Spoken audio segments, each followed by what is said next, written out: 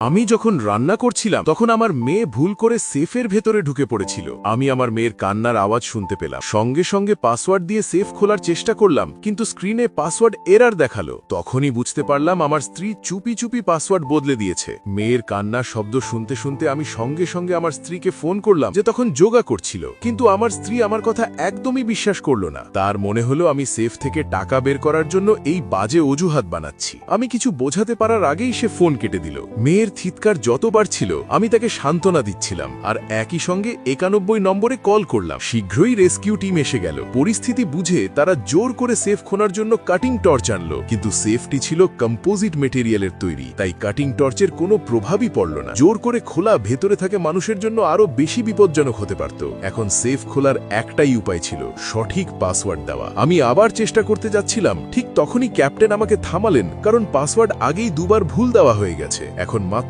একবার সুযোগ বাকি ছিল, আর একবার ভুল পাসওয়ার্ড দিলে সেফের লকআউট সিস্টেম অ্যাক্টিভ হয়ে যেত এবং 1 মাস পর্যন্ত কিছুই করা যেত না। ঠিক সেই সময় মেশিন সতর্ক করল যে সেফের ভেতরে অক্সিজেনের মাত্রা কমে যাচ্ছে। আমি আবার স্ত্রীকে ফোন করলাম, কিন্তু কোনো উত্তর পেলাম না। আমি তাড়াতাড়ি যোগা স্টুডিওতে পৌঁছালাম। সেখানে দেখি আমার স্ত্রী এক অচেনা লোকের সঙ্গে আছে। বেশি কিছু না ভেবে আমি তার হাত ধরে সঙ্গে সঙ্গে চলতে বললাম, কিন্তু সেই লোকটা আমাকে থামিয়ে দিল। সে আমার উপর অভিযোগ করল যে সেফ থেকে টাকা বের করার জন্যই আমি এই সব নাটক করছি। আমার স্ত্রী তার কথায় বিশ্বাস করে আমাকে সঙ্গে সঙ্গে চলে যেতে বলল, নইলে ডিভোর্সের হুমকি দিল। ঠিক সেই সময় এক ফায়ার ফাইটারের ফোন এলো। সে আতঙ্কিত কণ্ঠে জানালো যে সেফের ভেতরে অক্সিজেন মাত্র 12% আছে এবং জিজ্ঞেস করলো এখনো পাসওয়ার্ড কেন পাওয়া যায়নি। কিন্তু আমার স্ত্রীর মনে হলো এটা কোনো অভিনেতা যাকে আমি ভাড়া করেছি। স্ত্রীকে বিশ্বাস করাতে আমি ফায়ার ডিপার্টমেন্টকে সেফটা সেখানেই এনে দিতে বললাম। প্রমাণ সামনে থাকা সত্ত্বেও আমার স্ত্রী তার প্রেমিকের ওপরই বিশ্বাস রাখলো এবং ভাবলো এরা সবাই অভিনেতা। আমি পুরোপুরি ভেঙে পড়লাম। বারবার স্ত্রীর কাছে সেফ খোলার জন্য ভিক্ষা চাইতে লাগলাম। আমাকে চুপ করাতে সে